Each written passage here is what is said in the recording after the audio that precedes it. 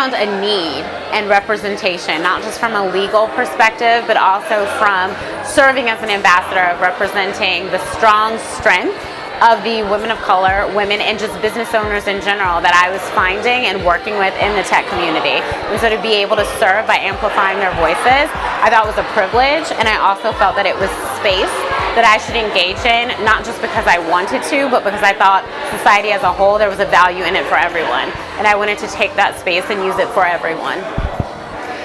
I do. I feel really fortunate to have a fantastic community and village of phenomenal mentors. And they're not just those who have ascended a specific ladder. They're actually individuals who are my peers, who are also my mentees, who are cross the board in different fields, but phenomenal in what they do. And then also those who have paved the way, who've enabled me to be able to do it as well.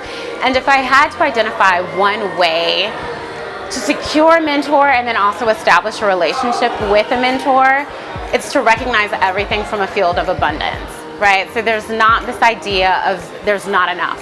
There's no scarcity mentality. There truly is enough for everyone.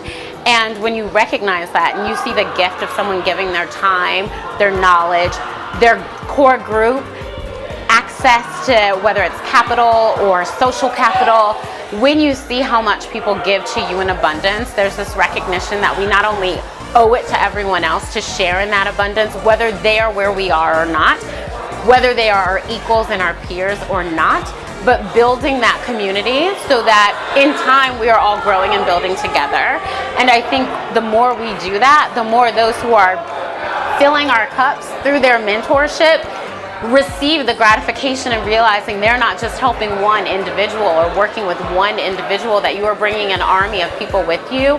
And that's gratifying and a thank you that can be said in no other way than action truly speaking louder than words, to give the gift that other people are giving to you, knowing that it's abundantly received, given, and entrusted from someone who entrusted you with the skill set of their time.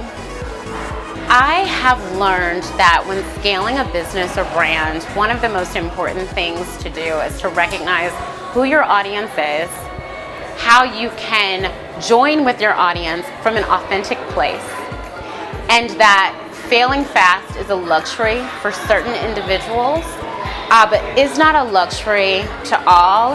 And so my biggest thing is always pivot fast. It's not so much that we're falling or failing or flailing. It's that we're learning and diving and maneuvering, and that growth comes in inches, right? The success is not miles long. Movies say it all the time. There's a line in Any Given Sunday, games are won in inches. And so we are playing for those small wins every single day, and we are honoring ourselves and honoring the commitment to the business by giving time to those inches piece by piece. In terms of access to capital for individuals who are seeking to finance their business, it really depends on what the business is and who their target audience is.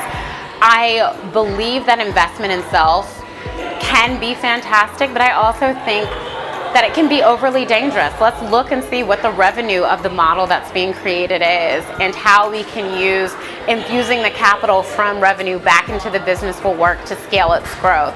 So on a broad scale, it's hard to identify without knowing which types of businesses we're talking about, but I can say on a singular scale, the most important thing to do is to be prudent with the finances, to understand what our ledgers look like, to understand what types of assets we're working with, and to manage them with a level of responsibility, recognizing that depending on the type of business we're working on will also drive the type of capital that will best serve its growth. But there's not a one-size-fits-all model, and we don't need to attempt to replicate someone else's financing strategy to further our own. There's so many different ways to do it, and the best way to do it is responsibly and with a level of trust in the process of your customer, your business model, and then yourself as a founder.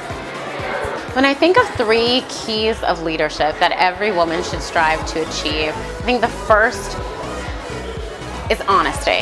I think there's a level of integrity that's required for a true leader to be able to thrive, because it's not so much leadership if you're not inspiring other leaders.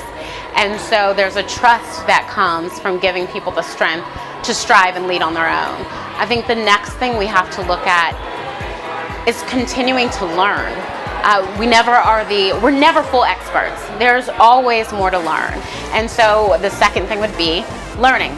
Continuing to learn, not only in your industry, but in the industries that surround you, because we're not doing this leadership thing in a silo.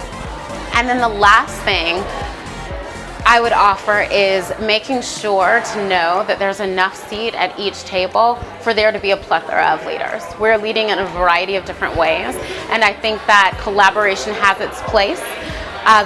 Having a strong voice and a strong opinion is a critical part of leadership, but also the ability to listen is equally as key, and surrounding yourself with individuals that you trust enough to listen to them is a key sign of leadership. I'm Candice Cook Simmons, and I'm the managing partner of the Cook Law Group PLLC.